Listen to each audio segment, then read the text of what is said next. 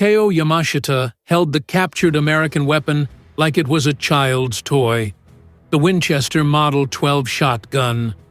Pump action, 12-gauge, woodstock scarred and muddy from jungle combat. His intelligence officers gathered around the briefing table, notebooks open, ready to document another piece of American military foolishness. "This," Yamashita said, hefting the shotgun, "is what the Americans are bringing to trench warfare." Someone snickered. Yamashita didn't smile. He never smiled, but his eyes showed something close to satisfaction. "Weight, 7 pounds. Effective range, 40 meters, maybe 50 if conditions are perfect. Ammunition capacity, 6 rounds. He worked the pump action. Smooth, mechanical, almost pleasant. Rate of fire depends entirely on how fast the operator can pump. No automatic mechanism, no sustained fire capability." He set the weapon on the table with a hollow thunk. "Our intelligence reports indicate the Americans are issuing these to Marine units preparing for the Okinawa invasion.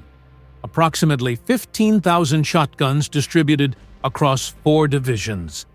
The weapon was designed for hunting birds. Now they want to hunt the Imperial Army with it." Captain Hiroshi Tanaka, a veteran of Guadalcanal and Peleliu, leaned forward. "Sir, we encountered similar weapons at Tarawa. Isolated incidents. Marines used them in bunker clearing. They were loud, disorienting, but limited." "Exactly," Yamashita said. "Limited. While our soldiers carry the Type 99 rifle, or 7.7 millimeters, effective range 400 meters, 5-round magazine. The Americans waste resources on sporting weapons, while we train our men in bayonet combat and close-quarters discipline. They bring bird guns." He gestured to a map of Okinawa spread across the table. The island looked like a dragon, 70 miles long, bristling with defensive positions the Japanese had been fortifying for 8 months. "The Americans will land here." Yamashita pointed to the southwestern beaches. "They will advance inland, expecting rifle engagements, artillery duels, traditional warfare. But we have 77,000 soldiers waiting in caves, tunnels, fortified positions. We have 1,500 artillery pieces. We have tank battalions and suicide attack units. And they bring shotguns." The room hummed with quiet confidence. The logic was unassailable. Shotguns were for hunting. Okinawa would be a siege, a grinding, brutal campaign where range and sustained fire would decide everything. The Americans had made a tactical error born of desperation or ignorance. "Draft the defensive briefing," Yamashita ordered. "All unit commanders need to understand American capabilities. Emphasize that close-quarters engagements favor the defender. Our trenches, our tunnels, our fortified positions. These are killing grounds. The Americans will learn what warfare truly means." Tanaka gathered his notes. "What should we tell the men about these shotguns, sir?" Yamashita looked at the Winchester on the table one more time. "Tell them the Americans are afraid of honorable combat. Tell them they're using weapons designed to eliminate targets at minimal distances because they lack the discipline for rifle marksmanship.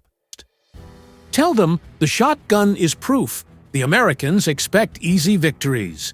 They'll learn otherwise." The briefing ended. Officers filed out, carrying copies of the intelligence assessment. Outside the headquarters building, Manila was burning. American forces were advancing through the city, block by block, building by building. The war was coming to its final, desperate phase. Yamashita returned to the map. Okinawa, the last barrier before the Japanese home islands. Every cave had been stocked with ammunition. Every ridge had been pre-sighted for artillery. Every tunnel had been equipped for soldiers to fight until elimination. The Americans would need more than shotguns to break through. What Colonel Yamashita didn't know, what the measured assessment and tactical calculations couldn't reveal, was that 200 miles northeast, on the island of Saipan, a Marine gunnery sergeant named Daniel Lawson was teaching his squad something the Imperial Japanese Army had never encountered. He was teaching them how to turn Winchester Model 12 shotguns into psychological weapons that would break hardened soldiers in under 30 seconds. He was teaching them how to fight underground. And in 3 weeks, when the 1st Marine Battalions hit the beaches at Okinawa, Yamashita's carefully prepared defensive doctrine would collide with American tactics that had nothing to do with honor, tradition, or sporting weapons. The shotgun wasn't a bird gun anymore. It was about to become the most feared weapon in the Pacific. Saipan, Marianas Islands. February 15th, 1945. 1420 hours. The heat made everything shimmer. 94 degrees Fahrenheit. Humidity so thick you could taste salt and rot in every breath. Gunnery Sergeant Daniel Lawson stood in front of 47 Marines, most of them replacements, most of them 19 or 20 years old, holding a Winchester Model 12 like it was scripture. "This," he said, voice carrying over the sound of distant artillery practice, "is the only weapon that matters in a tunnel." The Marines shifted. They'd heard stories. Shotguns were controversial. Some officers loved them. Some hated them. The Army barely used them. The Marine Corps couldn't get enough. Lawson was 34, ancient by combat standards. His uniform showed 3 Purple Hearts and a Silver Star. His hands were scarred from Tarawa, burns from a flamethrower that had misfired. He'd cleared the 23 bunkers on Peleliu with nothing but a shotgun and a K-bar knife. He looked like he'd been carved from driftwood and bad memories. "Most of you trained on the M1 Garand," Lawson continued. "Good weapon, semi-automatic, 30-06, 8-round unblocked clip. Effective range, 400 yards. You can hit a man-sized target at 200 yards with iron sights. No problem." He raised the Winchester. "This weapon is effective at 40 feet, maybe 50 if you're lucky. Beyond that, you're throwing pellets." Someone in the back muttered, "Then why are we carrying them?" Lawson smiled. It wasn't friendly.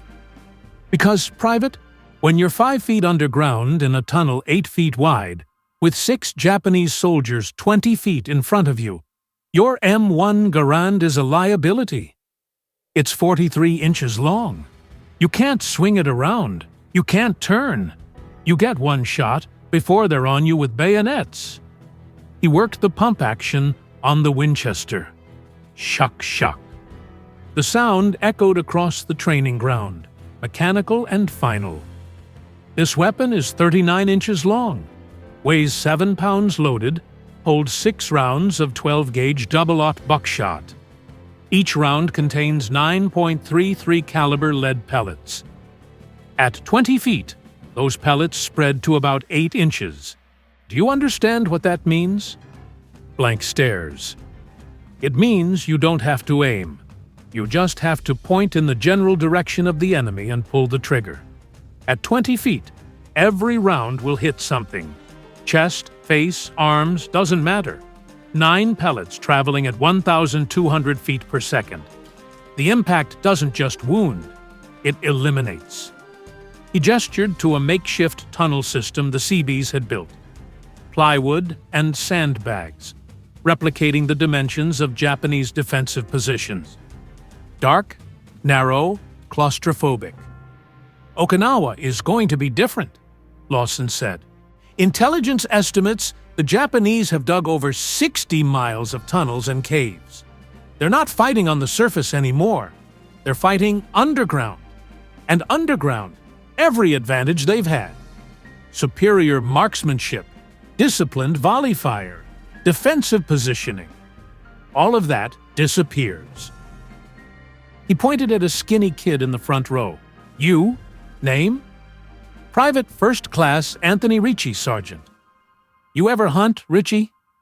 Yes, Sergeant. Pheasant, back in Iowa. Good. You understand shotguns. Now imagine the pheasant is shooting back, has a grenade, and you're in a space so tight you can't raise your arms above your shoulders. Can you do that? Ricci swallowed. I think so, Sergeant. You better know so, because in 3 weeks we hit Okinawa, and the Corps is assigning 1 shotgun per rifle squad. That means 1 out of every 13 Marines becomes a tunnel specialist. You might be that Marine. The group went silent. Tunnel specialist. It sounded clinical. What it meant was, first one into the darkness, last one out, highest casualty rate in the infantry. Lawson walked to the tunnel entrance. Follow me. We're going in. The temperature inside dropped 15 degrees, but the air was stale, thick with the smell of damp earth and mold. Lawson's flashlight cut a narrow beam through absolute darkness. The tunnel was 8 feet wide, 7 feet tall. Spacious by comparison to what they'd face on Okinawa. 20 feet in, the tunnel branched. Left or right. No way to know which held the enemy. Standard Japanese defensive tactic, Lawson said, voice echoing weirdly off plywood walls. They positioned soldiers at intersections. Silent. Waiting. When Americans enter, they detonate explosives or ambush from the flanks. By the time you realize you're under attack, you're already wounded, or worse. He raised the Winchester and fired into the left tunnel. The sound was apocalyptic. Boom! The confined space amplified the shotgun blast into something beyond noise. Concussion, pressure wave, a physical force that hit you in the chest. Marines behind Lawson flinched, hands over ears. That, Lawson said calmly, is psychological warfare. The Japanese soldier waiting in that tunnel didn't just hear a gunshot. He felt it. His eardrums are ringing. His night vision is destroyed by the muzzle flash. He's disoriented, confused, terrified. He worked the pump action. Shock, shock. And before he recovers, you fire again. Boom! The second blast was worse, because they'd expected it. Someone in the back of the group actually stumbled. 6 rounds, Lawson said. You can clear a tunnel in under 20 seconds. Pump, fire, pump, fire, pump, fire. The Japanese doctrine assumes Americans will advance slowly, cautiously, using grenades and clearing protocols. But if you move fast, if you're aggressive, if you use the shotgun the way it's designed, you can cover 40 feet before they react. He led them deeper. At the next intersection, he stopped and pointed to sandbag positions on both flanks. This is where they eliminate you. Crossfire. They wait until you're in the kill zone, then open up from both sides. How do you counter that? Ricci asked. You don't clear corners. You eliminate corners. Lawson fired the shotgun into the right side sandbag position. Pellets shredded the sandheads, and stuffing exploded into the air. He pivoted and fired left. Same result. 4 rounds left, 2 per corner, then advance while they're suppressed. Speed and violence of action. That's the doctrine. They emerged from the tunnel system 30 minutes later, ears ringing, eyes adjusting to brutal sunlight. Lawson reloaded the Winchester with practiced efficiency. 6 shells from a bandolier, each one sliding into the magazine tube with a metallic click.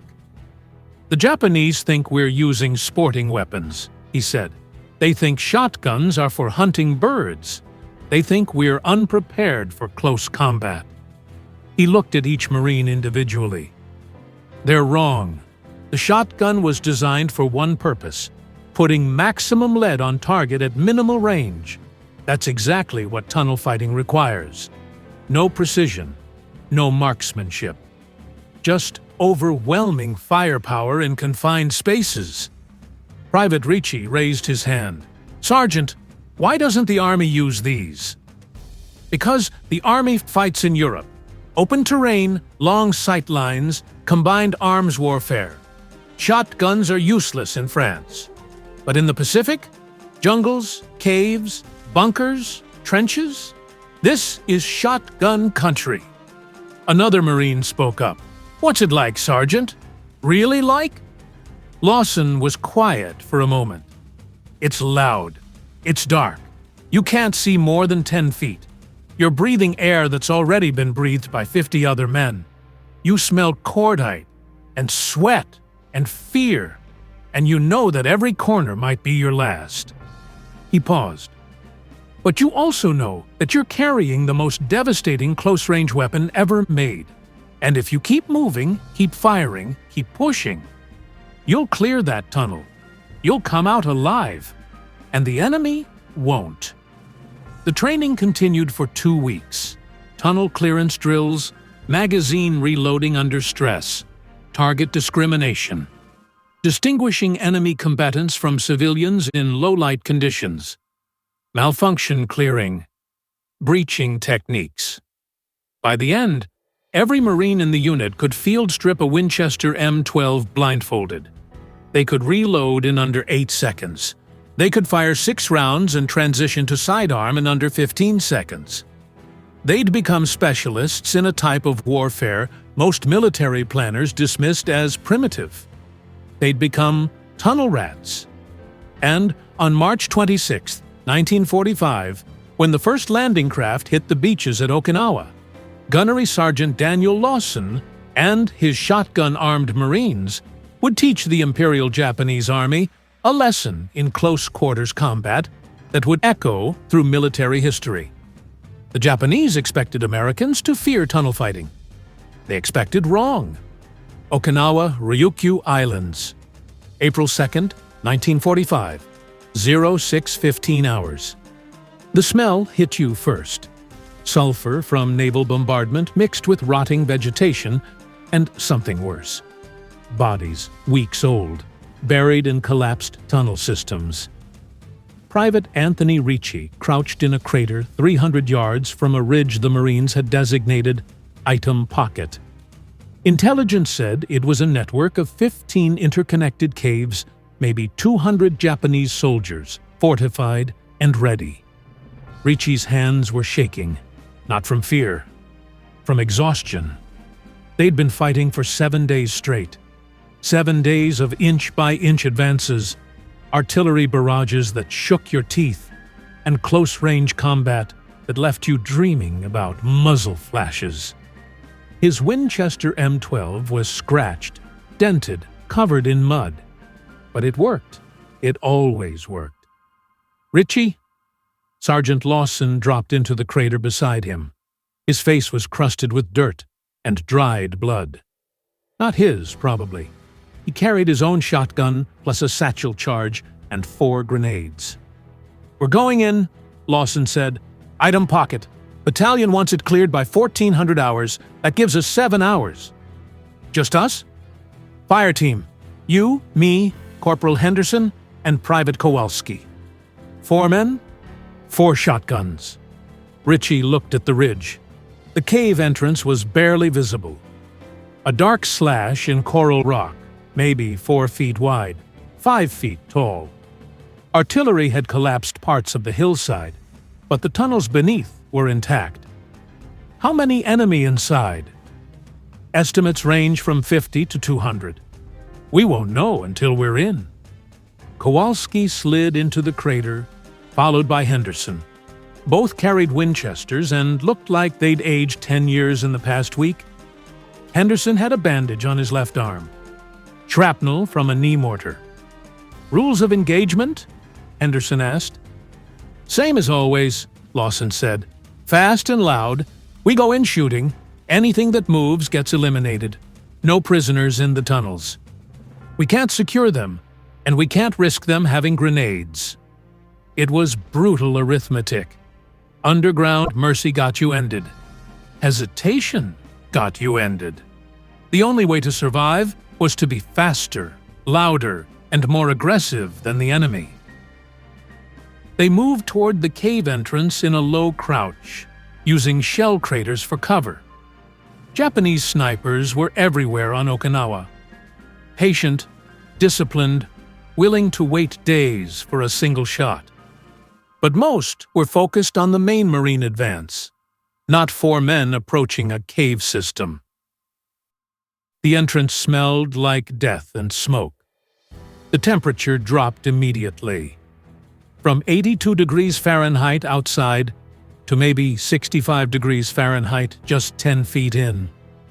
Lawson's flashlight revealed a tunnel sloping downward. Rough coral walls. Support timbers every 15 feet. Kowalski, rear guard. Lawson whispered. Henderson, middle. Ritchie, you're with me. Shotguns ready. Move on my signal. They advanced in single file, each man 3 feet behind the next.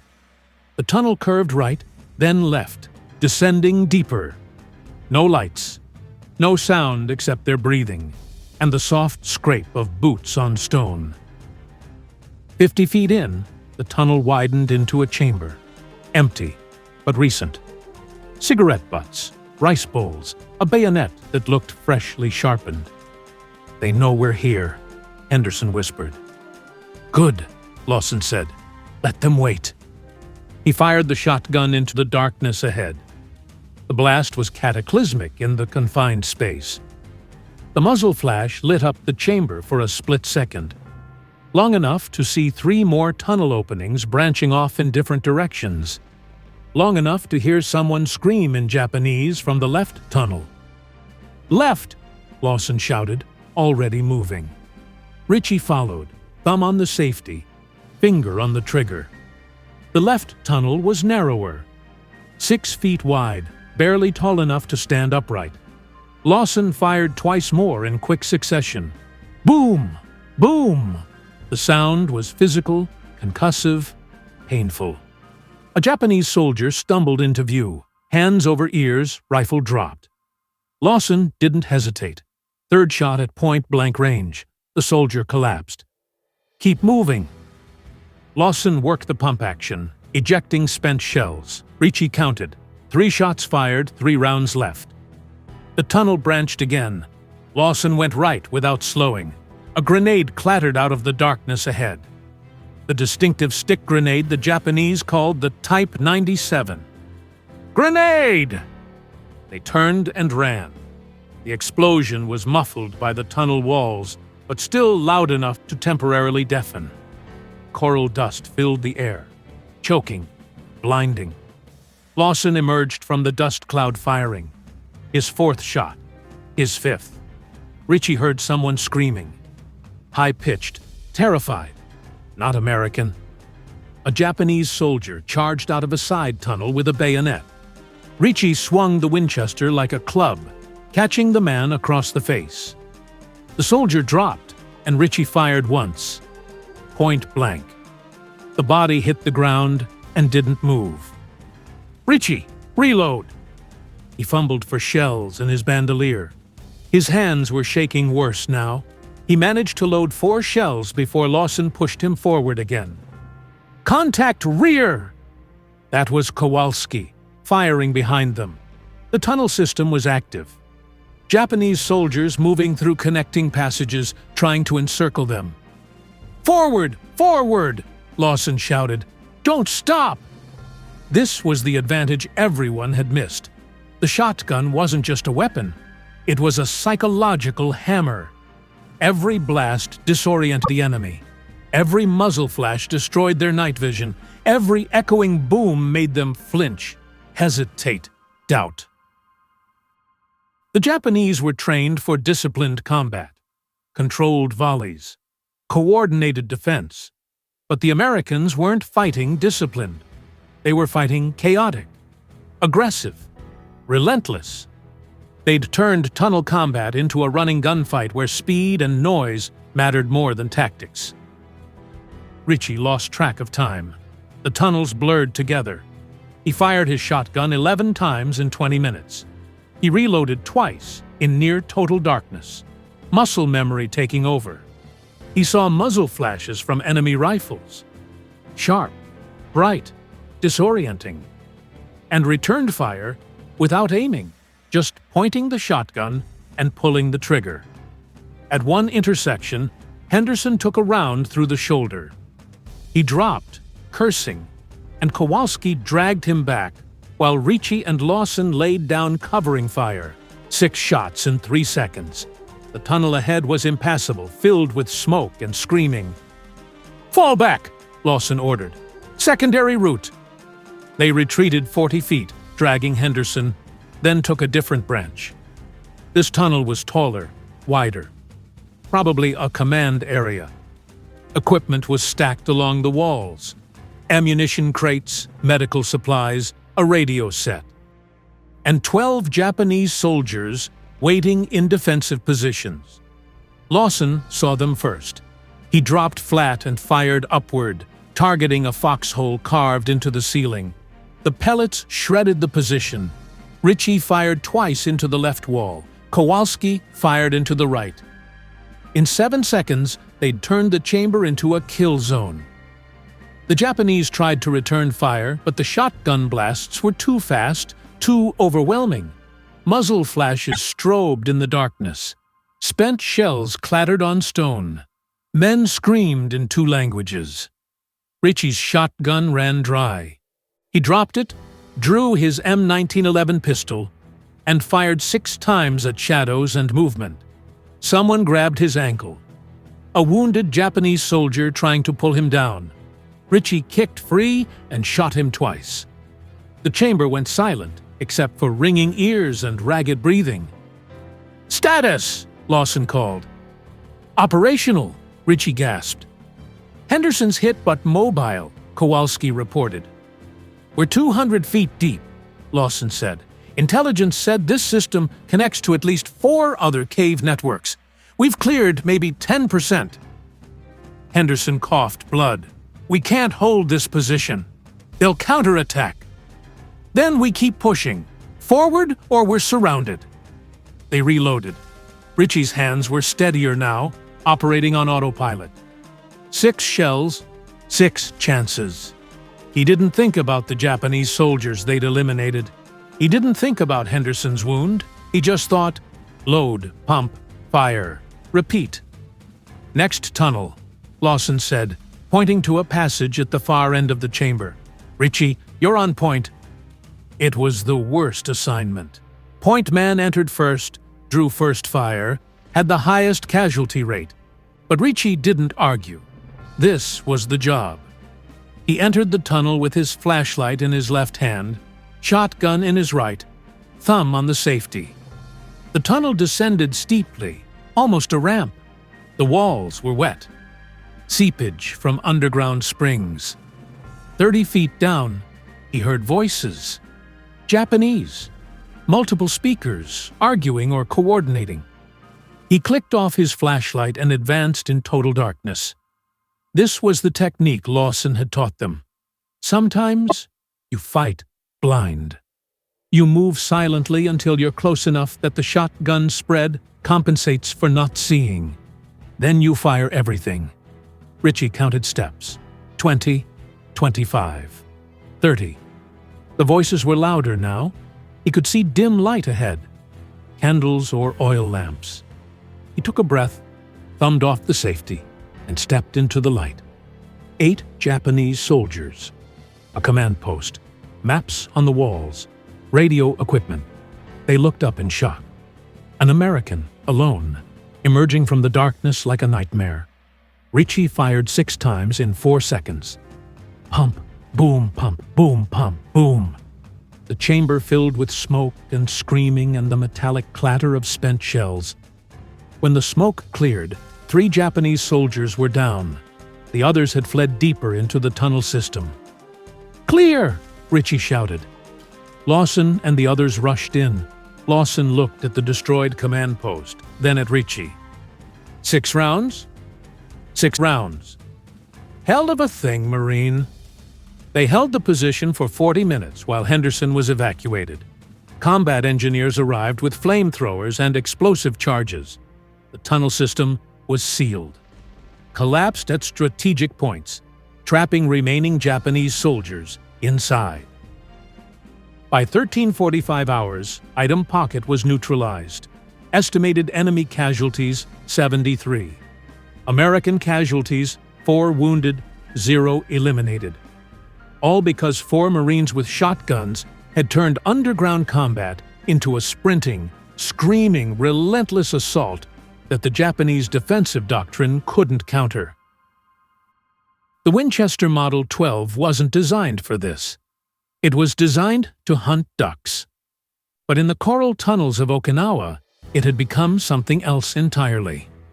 A weapon of terror. Imperial Japanese Army Field Headquarters, Shuri, Okinawa. April 9, 1945. 1940 hours. Colonel Takeo Yamashita read the casualty reports by candlelight. The generator had been destroyed by naval bombardment 3 days ago. The headquarters was now deep underground, 80 feet beneath Shuri Castle, in tunnels that had once been storage for ancient Ryukyuan kings. The reports were catastrophic. April 2 to 9. 427 confirmed dead in tunnel combat. 198 wounded. 64 missing, presumed buried in collapsed cave systems.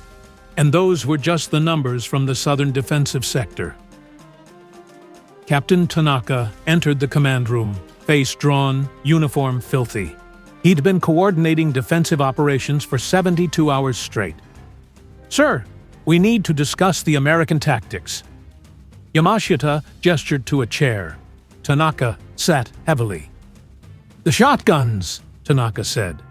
"They're not using them the way we expected." Elaborate. "We anticipated Americans would use shotguns for suppression fire, covering advances, area denial, defensive measures. But they're using them offensively, aggressively. They enter tunnel systems and advance without clearing protocols. They move fast, fire constantly, and don't stop even when encountering resistance." Yamashita set down the casualty report. "Our defensive positions are designed to counter methodical American advances. Crossfire positions, interlocking fields of fire, prepared ambush points." "Yes, sir. But the Americans aren't advancing methodically. They're running. They charge into tunnels, fire shotguns in all directions, and overwhelm our positions before we can coordinate responses. That's suicide tactics." "Sir, it's working. We've lost 11 defensive positions in the past week. Positions that should have held for days. The Americans clear them in hours." Yamashita stood and walked to a map table. The defensive lines were marked in red. A spider web of tunnels and fortifications stretching across southern Okinawa. Blue markers indicated American advances. The blue was penetrating far deeper than projections indicated. "What are the soldiers reporting?" Yamashita asked. Tanaka hesitated. "Fear, sir. The tunnels are supposed to be our advantage. Our men know every passage, every firing position. But the Americans they're fearless. They enter dark tunnels alone or in small groups, and they just keep coming. The shotgun blasts are deafening underground. They cause panic. Panic is unacceptable." "I agree, sir, but it's happening. We've had reports of soldiers abandoning positions before contact. They hear the shotguns echoing through the tunnels and they retreat." Yamashita felt cold despite the humid underground air. "You're telling me our soldiers are retreating from American infantry armed with sporting weapons?" "The shotguns aren't sporting weapons, sir. At close range, under 50 feet. They're more lethal than rifles. And in tunnel combat, every engagement is under 50 feet. Yamashita returned to his chair. For the first time since Manila, he felt doubt. Not about Japanese courage or training, but about the fundamental assumptions underlying their defensive strategy. They'd built defenses assuming Americans would fight cautiously, clearing tunnels with grenades and explosives, advancing slowly, using overwhelming firepower at standoff distances. Instead, the Americans were fighting like madmen, entering the tunnels and turning the close quarters into an advantage rather than a liability. "What's the weapon's rate of fire?" Yamashita asked. "Pump action. Depends on the operator, but our observers report 4 to 6 rounds in under 5 seconds. And each round? 12-gauge buckshot, 9 pellets per round. At 20 feet, the spread pattern is approximately 10 inches. Effectively, each shot is 9 bullets. A 6-round magazine becomes 54 projectiles." The math was brutal. A single American with a shotgun could fire 54 pieces of lead in under 10 seconds. In a tunnel 8 feet wide, there was nowhere to hide from that volume of fire. "We need new tactics," Yamashita said. "Immediately. The current defensive doctrine is failing." "Recommendations, sir?" Yamashita studied the map. Deeper positions, narrower tunnels where Americans can't maneuver, prepared ambush points with grenade traps. And he paused. "We need to acquire American shotguns, test them ourselves, understand their capabilities and limitations." "Sir, we captured 3 Winchester shotguns at Item Pocket. I can have them brought here for evaluation." "Do it. I want firing tests conducted tonight. If we're being defeated by a weapon, we need to understand why." 2 hours later, Yamashita stood in a sealed tunnel 60 feet beneath headquarters. Captain Tanaka had set up firing positions and makeshift targets. Sandbags shaped roughly like human torsos. A captured Winchester Model 12 lay on a table. Yamashita picked it up. 7 pounds. Shorter than a rifle. The pump action was smooth. Almost too smooth. He loaded 6 shells and worked the action. "Target is 30 feet, Tanaka said. Yamashita aimed center mass and fired. The recoil was manageable, less than a rifle. The sandbag target shredded. He fired again. Same result. 6 rounds, 6 seconds. All 6 targets were destroyed or severely damaged. He set the shotgun down and walked to the targets. The pellet spread was horrific. Even misses were hits. Pellets had struck adjacent targets, ricocheted off walls, created a cone of destruction that was impossible to avoid in a confined space. "This weapon is obscene," Yamashita said quietly. "Sir, it violates every principle of marksmanship. No precision, no skill required. Just point and destroy. And in these tunnels," he gestured around them, "there's no defense except distance, and we've built our defenses to deny distance." Tanaka understood. "We've trapped ourselves." "Yes, we created ideal conditions for American shotguns. Close quarters, no sight lines, limited maneuverability. We assumed those conditions favored the defender. We were wrong." A runner entered the tunnel. "Sir, urgent message from Northern Sector. American Marines have broken through the Uriso Line. They're advancing on Dakeshi Ridge." Yamashita closed his eyes. Dakeshi Ridge was supposed to hold for 2 weeks. It had been 4 days. Casualties? Unknown. Communications are cut. But the observation post reports Americans used flamethrowers and shotguns. The defenders retreated into deeper tunnels, but the Americans followed. The Americans were pursuing Japanese soldiers into their own fortifications. It was insanity. It was effective. "Draft new defensive orders," Yamashita said. "All units are to avoid tunnel combat when possible. Engage Americans at range. Use rifle fire and artillery.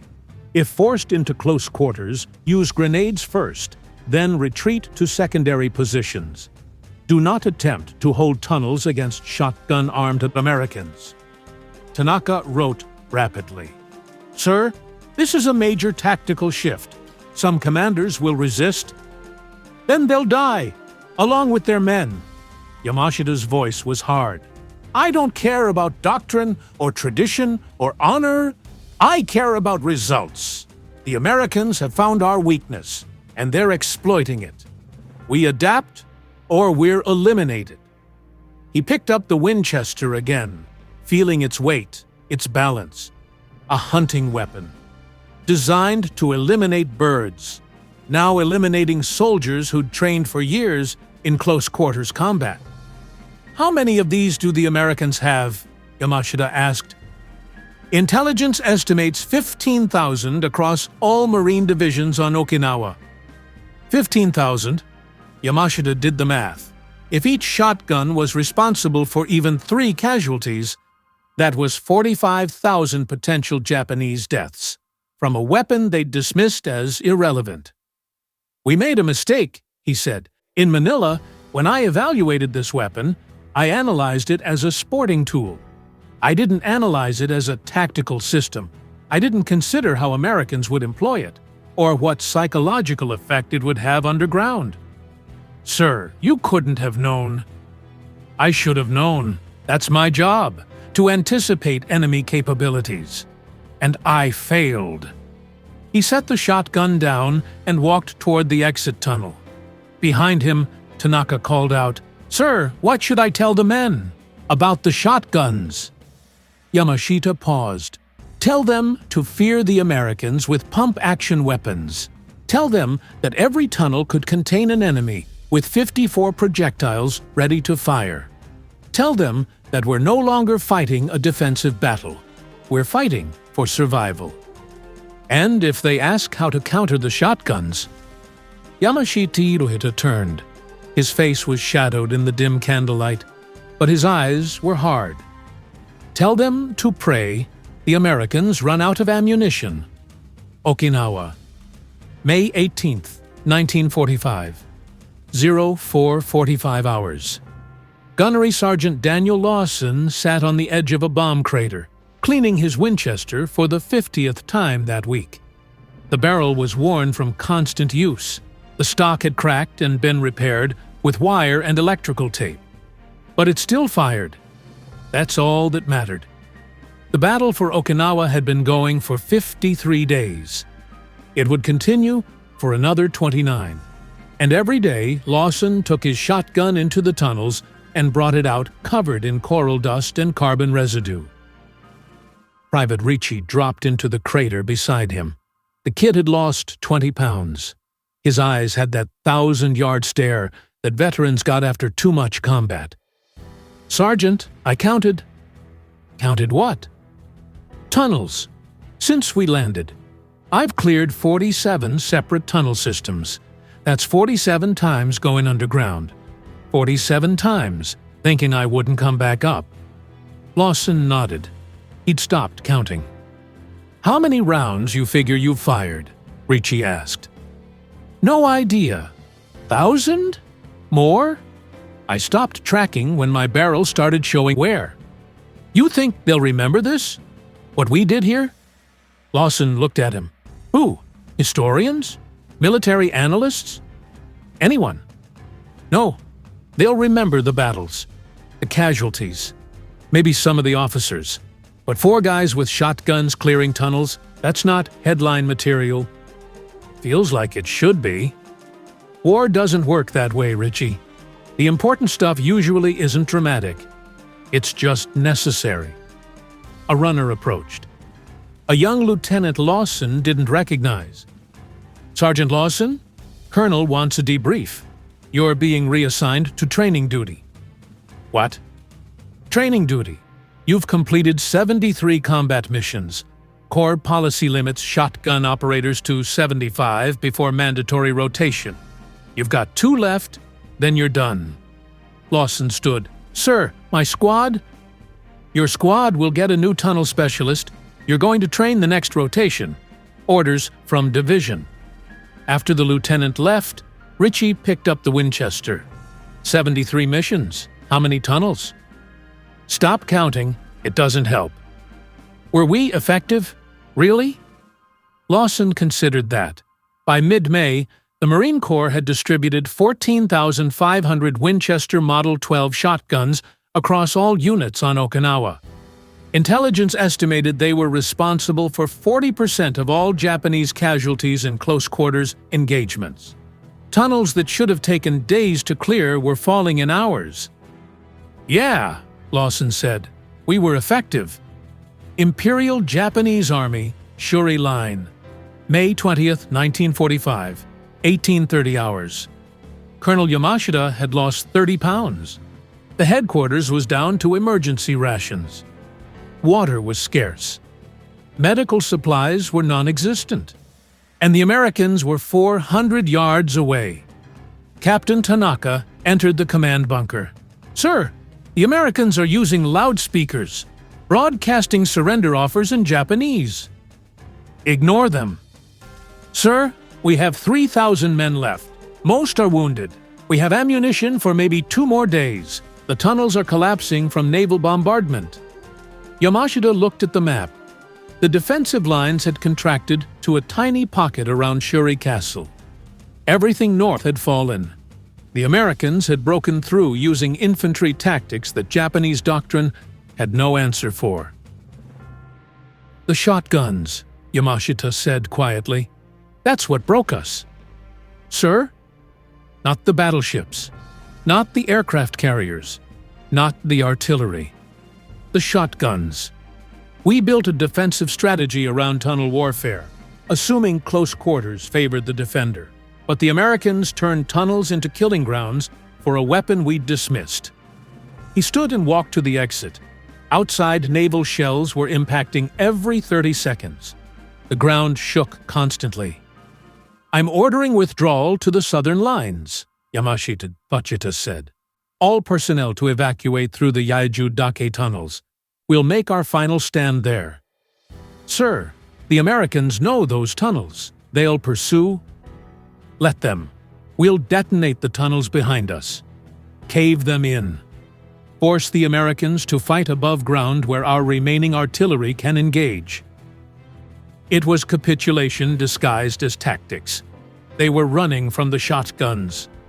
Tanaka saluted. As he turned to leave, Yamashita called out, "Captain, what's the current estimate on American shotgun casualties?" "American casualties caused by shotguns, sir?" "No, American casualties while using shotguns." Tanaka checked his notes. "Intelligence estimates approximately 240 American tunnel specialists eliminated throughout the campaign. That's out of an estimated 2,000 Marines assigned shotgun duties. 12% casualty rate." "Yes, sir."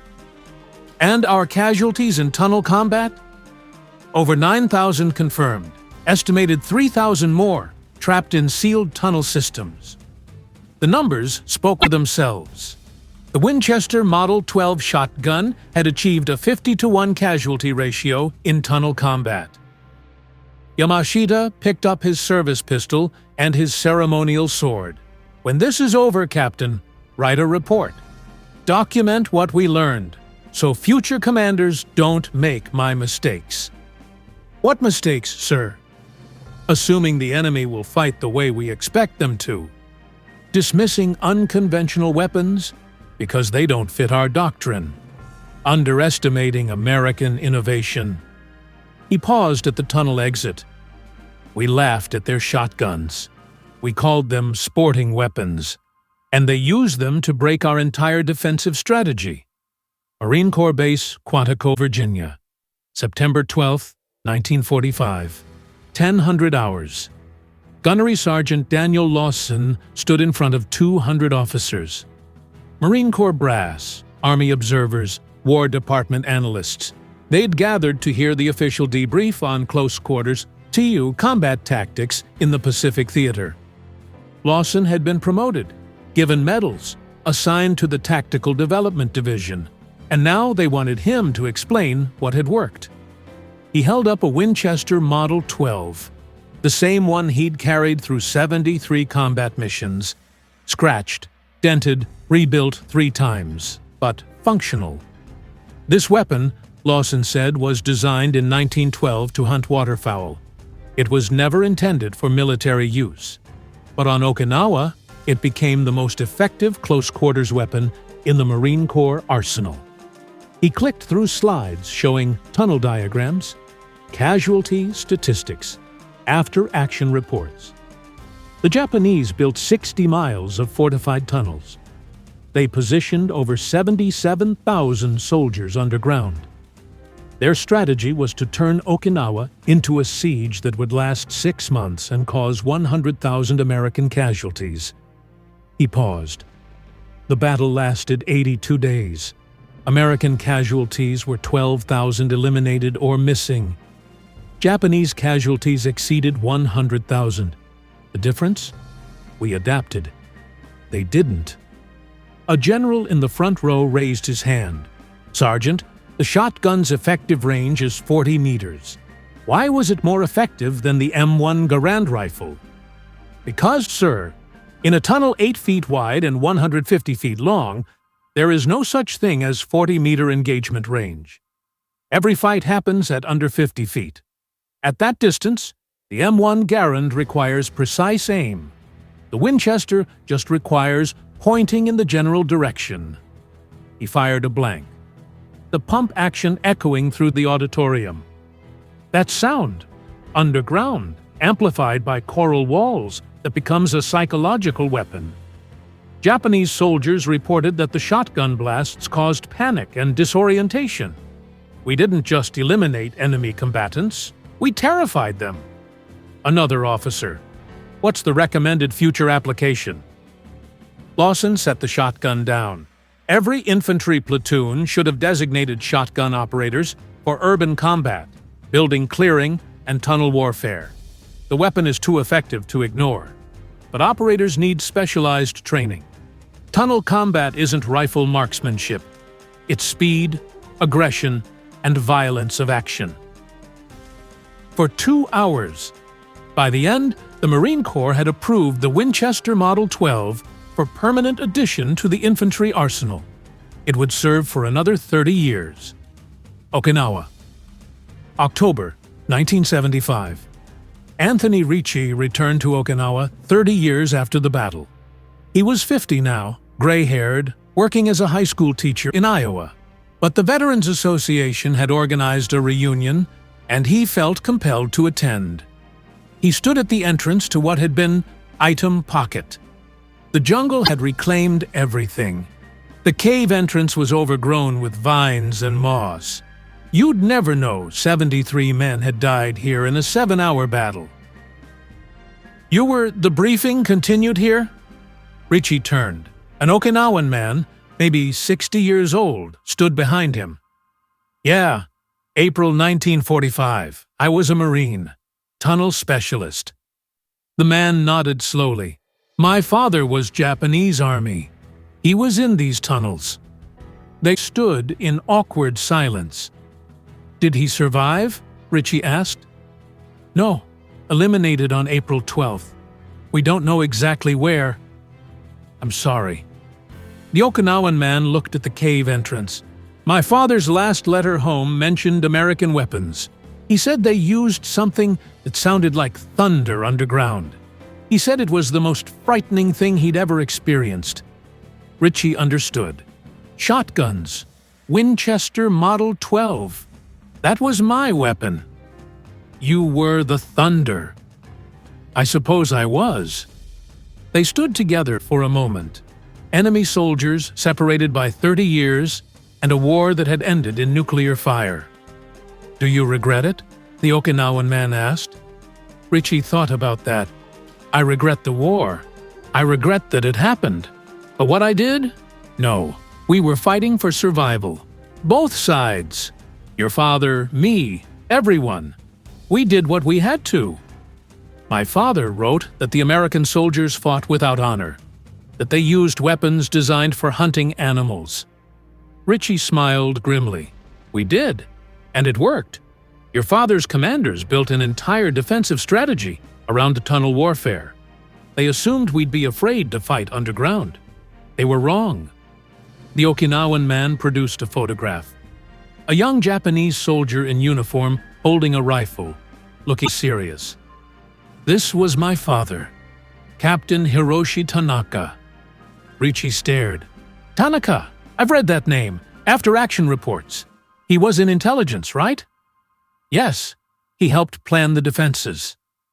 Then he knew about the shotguns, about what they could do. He knew, but knowing didn't help. They bowed to each other. Not quite respect, not quite forgiveness, just acknowledgement.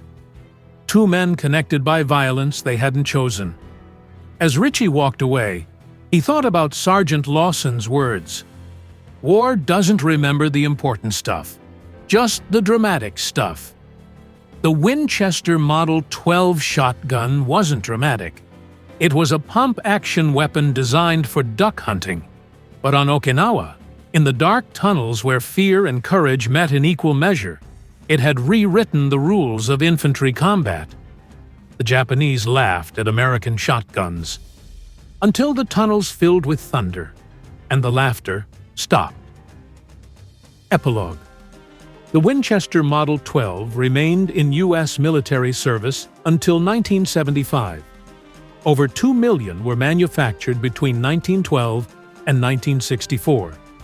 During World War II, approximately 80,000 were issued to military forces.